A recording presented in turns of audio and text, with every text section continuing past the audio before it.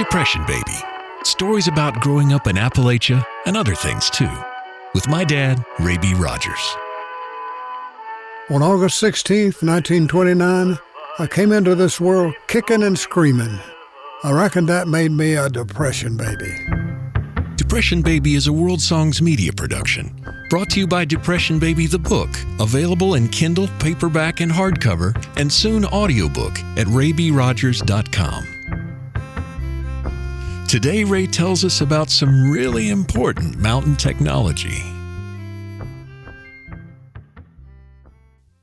Whether one lived in a mansion, a plantation house, a modest bungalow, or a shanty down by the railroad tracks, everybody had one because it was, well, necessary.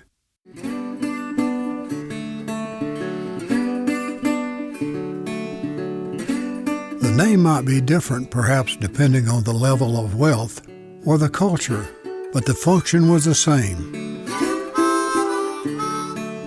People of modest means referred to these little houses as the outhouse, or maybe the privy, while the wealthy referred to this structure as the necessary house.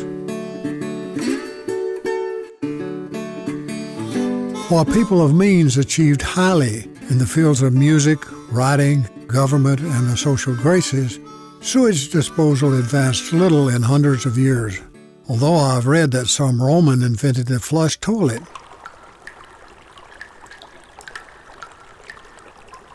In the Roman ruins of Ephesus, Turkey, there was a public toilet with a constant running stream under the seats, and in front of the user there was another stream of water for the washing of hands, a rather impressive facility for 2,000 years ago. The wealthy in Pompeii, Italy, had running water in their homes facilitated by lead pipes. Some scholars believe lead poisoning with the resulting damage inflicted to the brain may have been a large factor in the fall of the Roman Empire.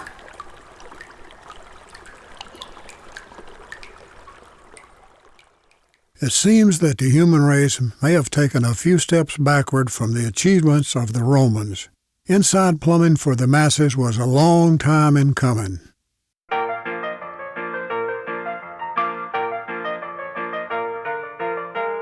Our pioneer forefathers came into the wilderness in western North Carolina, and there were not even necessary houses.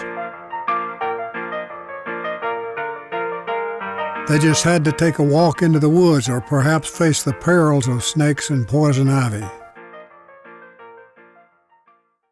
Cartoonists picture outhouses as wooden buildings with a quarter moon cut in the door. There perhaps were brick outhouses, but I have never seen one.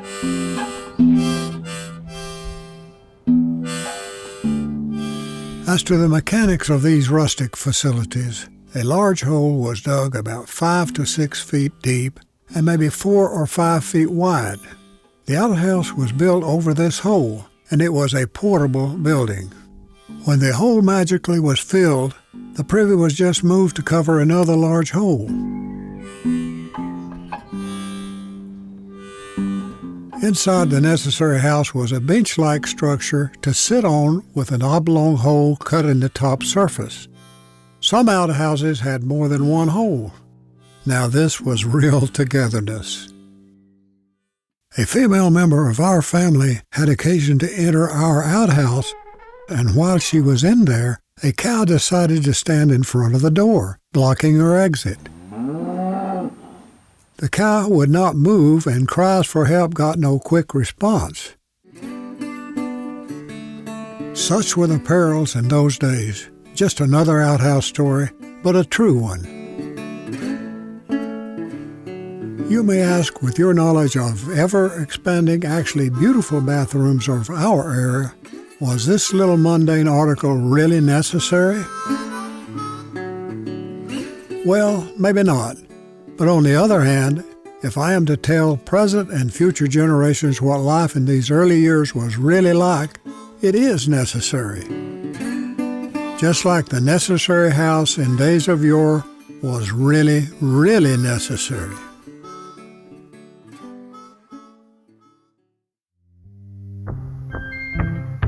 We hope you enjoyed listening to this episode of Depression Baby. And if you did, my dad has one important request. If this podcast brought a little smile to your day, would you please consider right now subscribing for free to the podcast and kindly leaving a nice 5-star rating and review on iTunes? You can make the difference in getting Depression Baby in front of a wider audience and help preserve this disappearing legacy. If you need any help with how to subscribe to the podcast, just go to raybrogers.com and look for the podcast tab on the main menu. Thanks to our audio and musical contributors, including our friend Lobo Loco. You can find out more about him and all the rest of the music and audio in the show notes at, you guessed it, raybrogers.com. Thank you for listening, and we'll see you next time on the Depression Baby Podcast.